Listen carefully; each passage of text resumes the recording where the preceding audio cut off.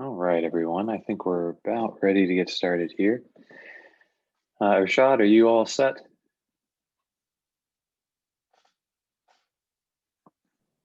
Yeah, I'm good to go. Perfect. All right, everyone. So I'm going to go ahead and kick this thing off. Welcome. Thank you, everyone, for joining us. This is our first best practices session of 2021, picking up kind of where we left off in 2020. So hopefully everybody is rested, off to a great start to the new year, things going well. So we're bringing this back to you again, just to kind of help share some best practices around, ways to use the tool, things to help you really drive your business. So we got a lot of good feedback from you all last year around the sessions. A lot of people found them very helpful. So we decided to continue them again this year. So there are a few things to kind of keep in mind as we go forward this year. Sessions are going to be held on the monthly on the third Thursday of each month. I think last year we did about every other week, which seemed to be a little heavy for people to ingest. Everybody's running around super busy every day. So we're trying to consolidate this down and make it more easily ingestible. We have settled on topics for the first couple of sessions for the year, but we are still looking for requests. We always like to let these sessions be as driven by our customers as they possibly can be. So if anyone has any feedback around topics they want to cover, any particular sections of interest, please do let us know. We have a great way of providing that feedback. You can submit that on the survey that we will make available at the end of each session. For those of you who were with us last year, this is something you've seen before, but we brought that back again, and there's a section in there, free text, where you can kind of pick and choose things you might want to have covered. We do read that feedback and try to make as many adjustments as we can to make these again as useful for you as it's possible to be. All of last year's sessions are still available on demand, so you can visit our site to view that content. I'll share the link to that here momentarily, for those of you who don't have it. So again, we're recording this session as well, so within a day or so, this will go up and be accessible to anyone who couldn't make it, or for those of you who want to come back and view the session. So my name is Justin Daniel, for those of you who haven't met me before on one of these. So I'm a business optimization consultant at Bloomreach. I host most of these and then bring in people from all over the company to talk about topics, their areas of expertise. And today joining me on the call is going to be Irshad Alana. Irshad is a group product manager here at Bloomreach, focusing on search and merchandising. He's been working in the industry for over 10 years and brings just an amazing wealth of consulting and product management experience to our team.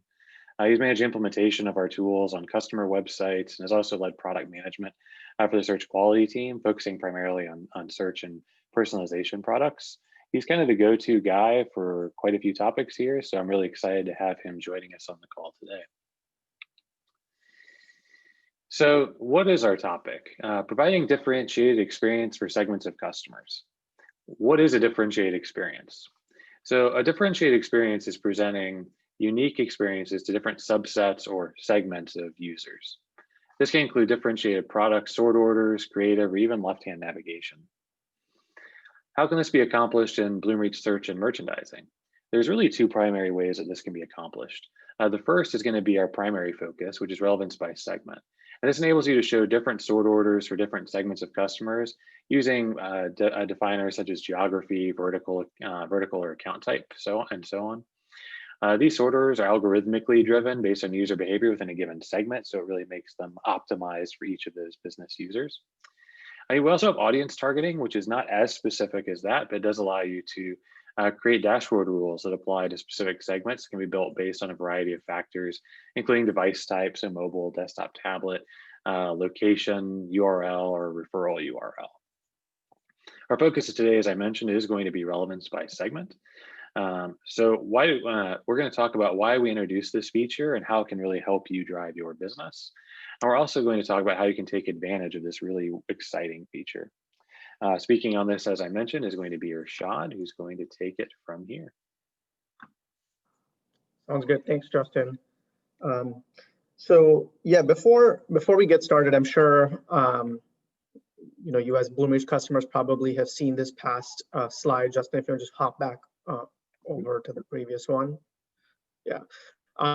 So during these best practices sessions, we've probably talked to you about a lot of these different engines, our relevance engines to help with semantic search and all the work we do around improving our language models to better identify product types, attributes, to help with both recall and ranking. The optimization engine utilizing the pixel that we have launched on your site to capture what the user is doing on your site. Where they're clicking on, what are they searching for, what are they adding to cart, what is generating revenue, so that we can give those higher priority and ranking. On the very right side, we have the customization engine where you can go and sort of tinker and provide additional signals to help with making it work for your business. And over time, obviously, we improve on each one of these different engines that together come to give you the best recall and ranking to make you the most, most revenue for your business. So our focus over the last year has been on the personalization engine. Previously, we had a one-to-one personalization, which we've enhanced with segment-based personalization now, or what we're calling relevance by segment. And the reason we invested in this feature is because in a lot of cases, one-to-one personalization, what we've seen is the amount of data that you get is very little, right? So you obviously, for optimization, need a lot of data, and any one person does not give you as much. So your extremely loyal users might give you some level of data that you can use for personalization, which would be like, let's say 4, 5, or 10%, right? But the rest of the 90%, they're not really giving them any sort of a experience that's matching signals that they're giving you, because they don't give you very much, right? So that's where this relevance by segment feature comes in, is to harness segments of users to give those segments better experience based on different types of attributes that they might have. So we can talk about that in the examples that I'll show that'll kind of make it clear of how that comes together. So Justin, if you just want to hop over the next slide here. Oh, one more. Cool. So the illustrative here is basically to show that your site at any given point of time has many different types of users coming to the site, right? Here you can have someone like an office manager, someone who's in cleaning services, someone who is in construction or in medical, right? Everyone's using a single site, but the experience that they see today will be largely the same, right? But they have very different needs.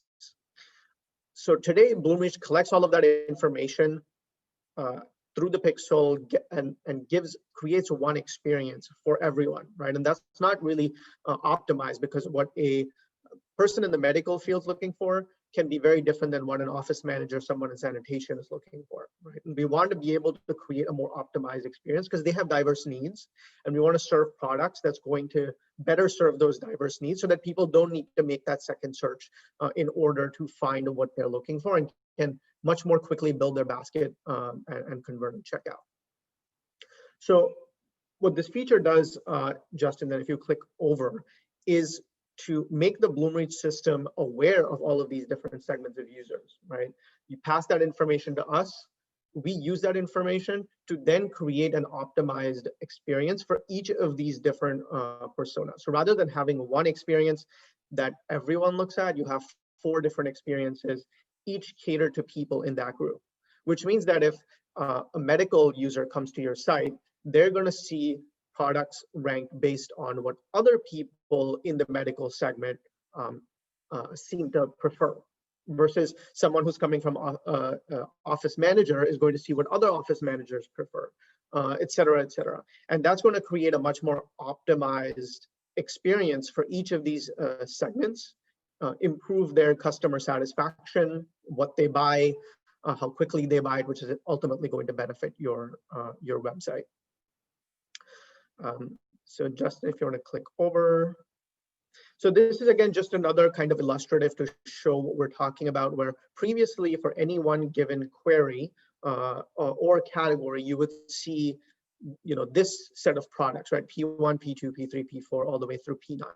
Now, as each one of these different personas, segments of people are coming in, you can see that all of their ranking is kind of switched up. So what this feature does is it's not changing the recall set, right? If someone's searching for gloves, the meaning of gloves is not changing across these different people, but what they buy when they search for gloves is different between someone in medical versus someone in sanitation, for example, right? So that is what is changing here, not the products coming back. Everyone gets the same 9 products coming back, but the way it's ordered, that is what is going to change and be optimized for each of the different segments of users on a per query basis or a per category basis. Justin, if you want to hop over to the next slide. So like I mentioned, a couple of examples here. We'll go through an example in a B2B case and a B2C case, and then some other things that we've worked with customers on around use cases, just so it kind of jogs your mind around different ways in which this feature can be used. So like I mentioned, the example of gloves, right? On the left side and the right side, the query in both cases is gloves, right? But on the left side, you see results for a healthcare user where they have more of those gloves that are used in healthcare, versus on the right side, from a sanitation user, you see more of those heavy duty, chemical latex gloves. Very different results for the same query, right? But it's optimized for that segment of user, right? And this is a much better experience than today, where if your results are not segment aware, you're just going to get both the results smashed together, right? And that's not going to be as optimal because the person working in sanitation cares more about the products on the right, not so much about the products on the left, and they're more likely to convert on the products on the right. So another example that we have in B2C, Justin, if you click over, this is an example about differences in geography, right? So we have some customers that serve, a global customer base where the users that they serve, for example, in the US is very different than what they serve in the UK. But the difference also is that in one case, they attract a lot of adults. In another case, they attract a lot of, they sell a lot of children's products, right? Their base, in reality, the products they sell are the same, but it's just, that's kind of the way their business works, where it's really popular for children's clothes in the UK and not as popular for adults clothes, right? Now, if someone searches the exact same query against sweater, you don't want to show all the adult stuff in the UK because more than likely people are buying children's stuff over there, right? So that's what you want to prioritize in that geography. So that's an example of how you can use geography as a segment to split, to create these experiences that characterize kind of what your users are looking for. Justin, if you want to hit the next one. So here's just a couple of other examples that we'll run through around how you can use it, or things that we've discussed with our with other customers. So country, so like I mentioned, US versus UK, you saw the example, so US versus Australia.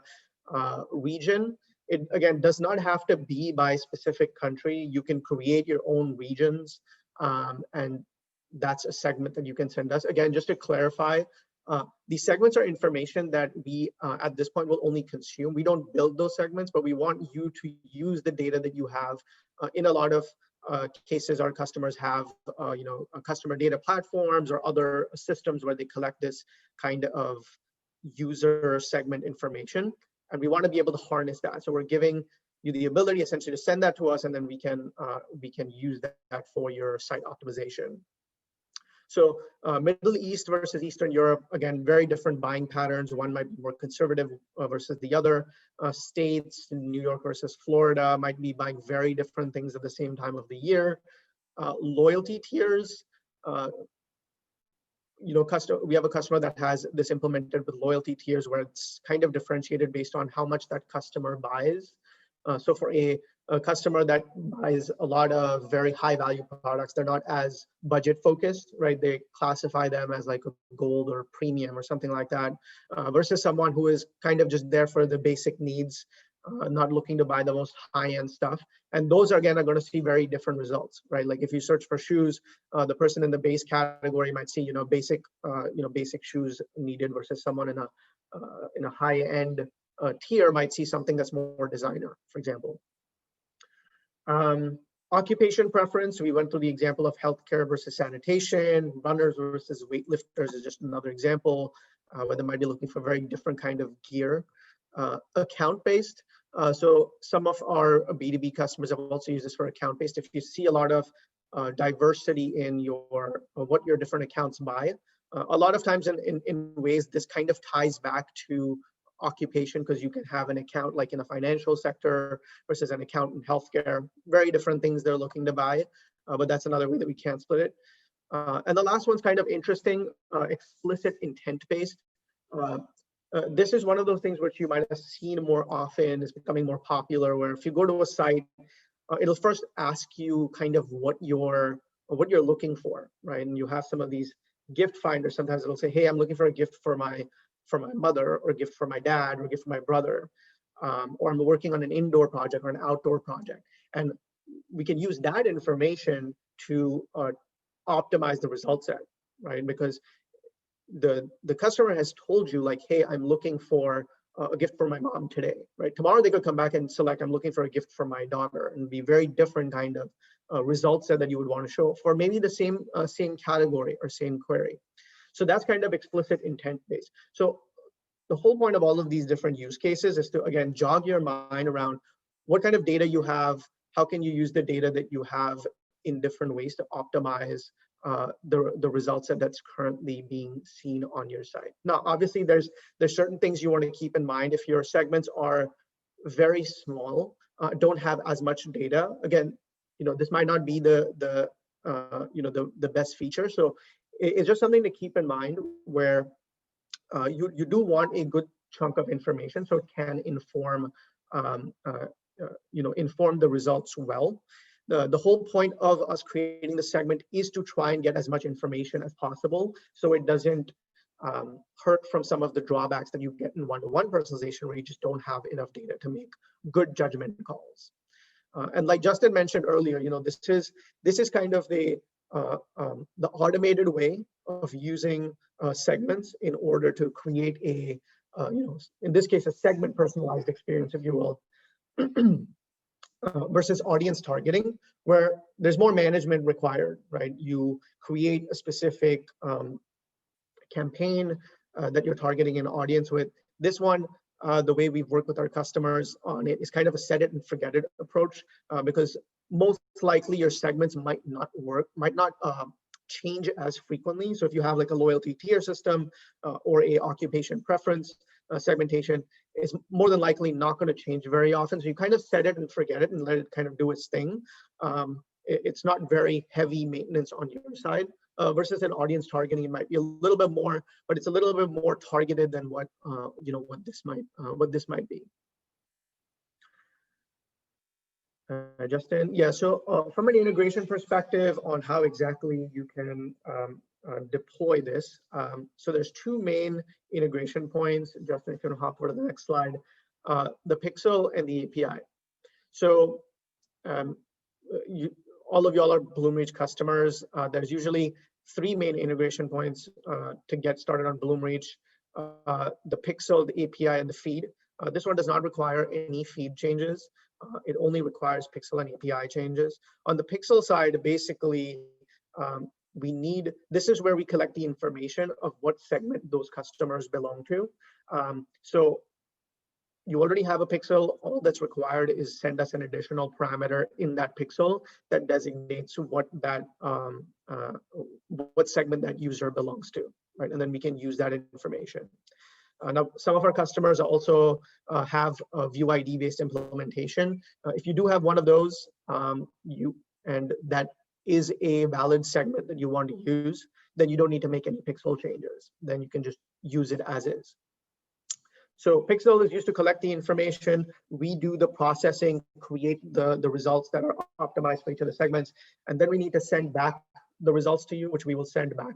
So the way we send it back is when you will ask us, right? So in an API call, you will say, hey, this user is from segment country Australia, or this user is from segment healthcare. When you put that in the API call, then we will respond with the response for the healthcare user, or the response for country Australia, or for whatever that segment is. So those are the two integration points. The pixel is to collect the information. The API is you requesting the results for a specific segment, and then that's what we will send back to you. So sort of very heavy implementation is just in additional parameters that we need in what you are already, what your integration already has. And this feature is available on multiple different parts of your site. So on search, on category, on content search, and on pathways APIs. All of them can be made segment aware. So this is kind of just an overlay for all of those different API calls. And then just to quickly recap, and then we can leave some time for questions. So this feature is used again to optimize the experience across multiple parts of your site, right? Search, category, content search, pathways. Whatever you are powering with us, that's what it can be used for. And it's not a one-to-one experience, obviously, but again, one-to-one gives you very limited data. This uses more data, so you can target a much larger population of your site. And we have seen positive revenue and conversion impact on customers where we have run a test on with this feature. Because again, rather than just benefiting that very small 5% of your site, you're benefiting a much larger portion of your site because you're taking bigger swaths of data for optimization. And again, this is a way for you to kind of customize the Bloomreach algorithm by using your, if you have internal data science teams that creates these segments, or you have other CDP systems or others where you have these segments, it's your chance to create an optimized experience and optimize customize the Bloomreach algorithm, to work for your site. And like I mentioned, it's shown to it's been proven to show better relevance for your users. And you can see why, because again, we're using that segment's information, and a better relevance, better user experience is going to translate into more revenue, and that's also what we've seen. And again, we've tried to keep the integration as lightweight as possible. We don't want this to be one more thing that you need to manage. There's some work early on to just pass us the segments, figure out what's the best segment to use for you, and then once it's done, you kind of set it and forget it, and then kind of let it do its thing and continually optimize. And then in the future, again, if you want to switch up the segments you're sending, that's totally possible. That's totally possible as well. So I will pause there. I think that's the last slide, if I'm not mistaken, Justin. Yep, it is. Okay. Perfect. So we do have the Q&A bar available for questions as well as the chat. I can go ahead and get us started perhaps with one. So first, Arshad, really good presentation, really good content, very exciting feature. I think it's something that I know I certainly get a lot of questions from customers about as I'm doing trainings and various things. But one of the most common questions I get is, if someone is already integrated and wants to get started, what do they do? How do they get rolling? Yeah, it's pretty straightforward. So whoever your customer success manager or DXM is, just ping them, let them know that this is a feature you're interested in. There's no additional cost for it. We'll just walk you through. We can send you the documentation around it that can help you get started. And it's very easy for us to turn it on our end, so it's pretty lightweight. Excellent. And we have a question coming in on the Q&A. Does the platform support A/B tests for relevance by segment currently? So we have A/B testing in the dashboard that is not compatible with relevance by segment right now. The A/B testing in the dashboard is very much used for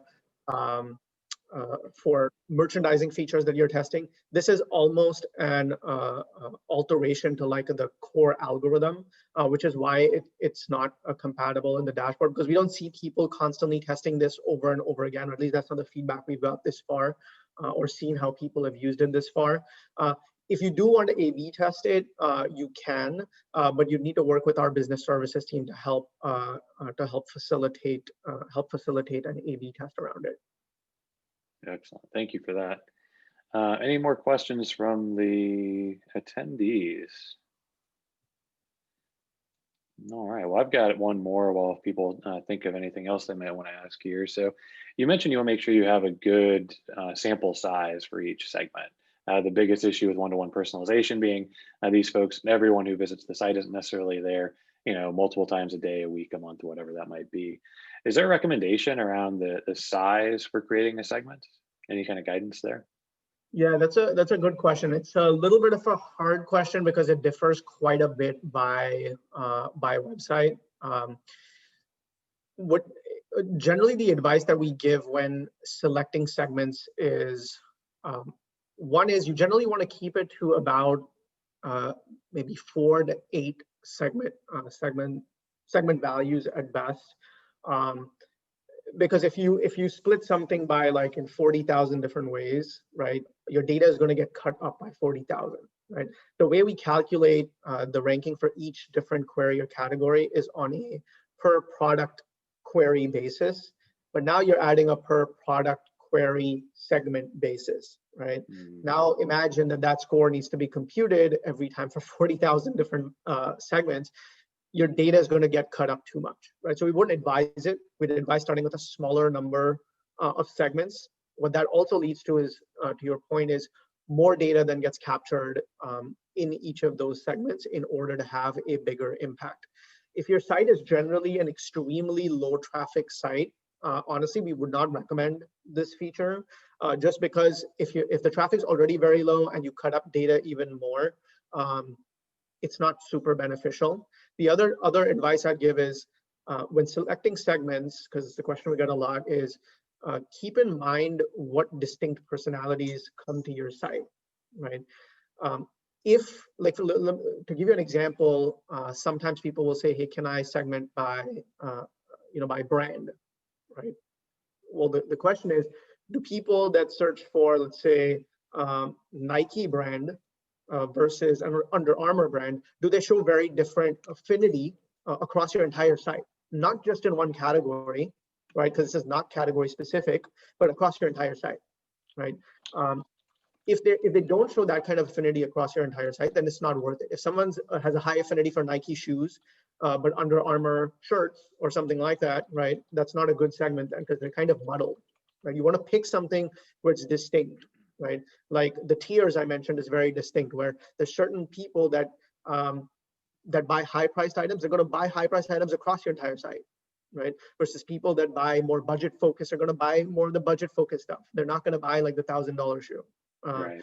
But the person who buys the $1,000 shoe is much more likely to buy, like, the $1,000 dress or whatever, versus the person in the budget. So just think about that, and I think that's the most important thing, the segment selection part, because if the segments are not selected correctly, then that's going to propagate into not great results downstream. So in most cases, our customers tend to have a good idea about who's coming to their site, and that is what they can use in order to inform their their segments and this relevance by segment feature. Good stuff. We have one more set of questions here. Mhm. I know we're at time, so for those of you who need to drop off, I've posted the survey link into the chat for everyone to take. Our next session is going to be on the 18th of February. We hope you'll join us then, where we continue discussing differentiated experiences, focusing on the audience's side of that card. So those of you who need to drop off, please feel free to do so. Otherwise, we'll just take this last question and then wrap it here. So it's really a two-part question we have here. Is there an initial learning period for the BR algo to understand the customer behavior by segment? Yeah, so that's a good question. Yes, there is. So generally, when you would integrate, what we would do is our recommendation would be to, put the value in the pixel. That's the first thing for it to start coming in. Generally, we use about 30 days of data when we inform our our result optimization. And we do the same thing here, right? So you want to let that build. And it's very easy for us to control to turn this on and off. So what we would do is you would integrate the pixel, we would start collecting the data. You can continue with the API integration as well. We won't serve back results, we'll just keep learning. And then once we're through with that 30-day learning period, then we would flip the switch to start serving back the segment optimized result set. Very good. And the last one, I'm going to interpret a little bit here, but can this be used with multiple segmentations at the same time? like loyalty segments and geography segments at the same Yeah. time. And I think what they mean is loyal, customers who are part of the loyalty program in perhaps Florida. Can those be layered or are those independent? Yeah, so that's an excellent question. So right now, what we're supporting is a single segment, and I'll tell you why. One is, again, this feature launched mid last year.